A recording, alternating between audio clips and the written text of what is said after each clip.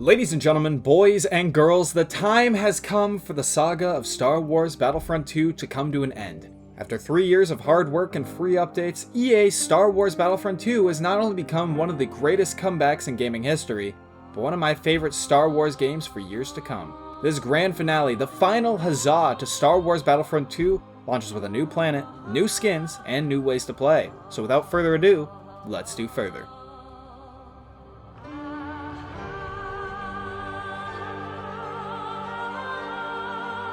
The Battle on Scarif update is spearheaded by a fan-favorite planet returning from Star Wars Battlefront 2015, Scarif. Featured heavily in the film Rogue One, Scarif is home to an Imperial research station that houses the plans for the Death Star. This tropical location will feature all-out warfare between those brave rebel infiltrators and the Imperial garrison stationed there. Along with Scarif, the planets of Hoth, the Death Star 2, Tatooine, and Yavin 4 are all playable in the Age of Rebellion Supremacy and Instant Action. The salty planet of Crate has also finally been added to the map rotation in Heroes vs. Villains.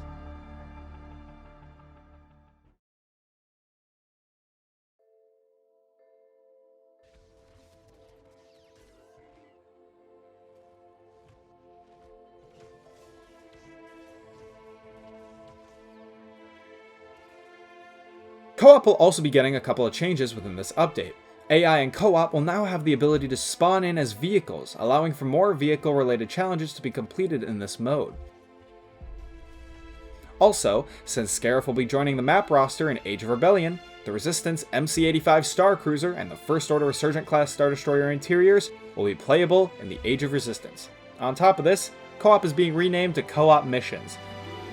This is because now, in Instant Action, players will be able to experience co-op levels in the form of instant action missions.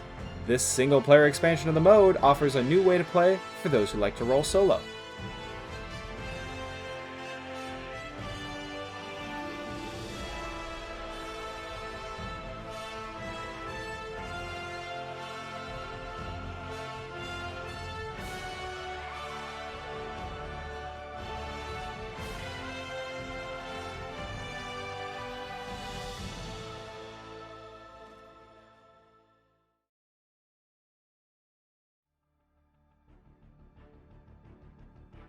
This update also comes jam-packed with a slew of new appearances for both troopers and heroes alike. Troopers in both the Galactic Empire and Rebellion will now have their map-specific appearances available as skins for players to choose from. This is in addition to the brand new Shore Trooper and Rebel Pathfinder skins being added to this update. First Order Assault Troopers also gain access to the First Order Snowtrooper appearance as a cosmetic option. Now onto the meat and potatoes in the form of hero appearances. 3 brand new appearances for Darth Maul, Rey, and Emperor Palpatine have been added. Darth Maul gets his costume from Star Wars Rebels in the form of his old master appearance. While not my favorite look for Maul, that brand new lightsaber model and his robo legs look fantastic. This skin is unlockable through a milestone added with this update. Next are the new skins from Star Wars: The Rise of Skywalker. The first being Rey's new Rey Skywalker appearance based off the end of the film. No matter your feelings about the movie, you have to admit that her new lightsaber looks incredible. And now, for the Senate himself. Emperor Palpatine with his Sith Eternal appearance, styled after his black and red robed look from Episode 9. I guess I should mention that the new hooded appearances for Kylo and Rey, however, they are just reworks of the appearances already in-game, so they're not that noteworthy, though I'm sure there are people there who will appreciate them. Previous event skins will now be unlockable through milestones in the game as well, such as Princess Leia and Farm Boy Luke.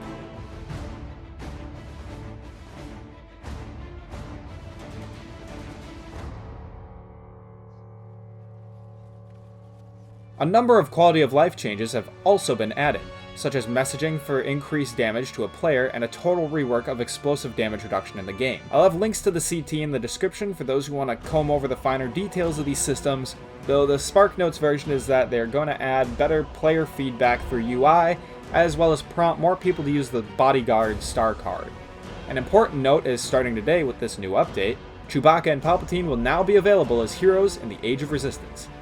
There are a cacophony of other fixes being done in this game, but I really don't have the patience to go through all that. It's not you guys, it's me. But once again, the CT will be linked in the description below if you wish to do so.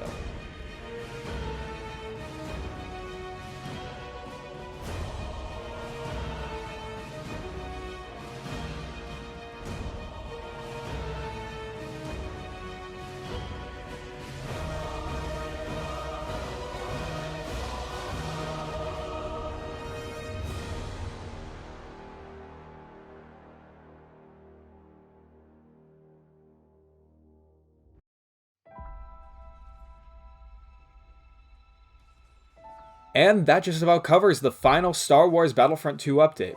This is a bittersweet moment for me. I've followed this game since alpha as an early tester.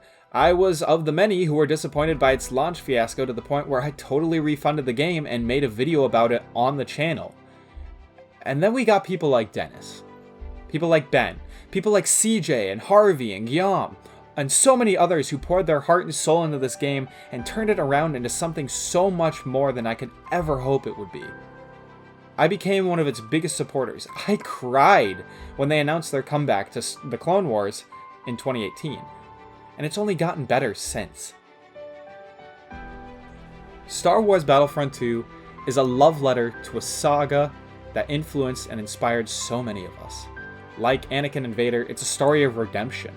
Star Wars fans of all ages, no matter what era of Star Wars they might enjoy, have something for them in this game. And with its final update of Scarif echoing that of its 2015 predecessor, it's a nice place to cut off support for the game. As George Lucas once said, Star Wars is like poetry.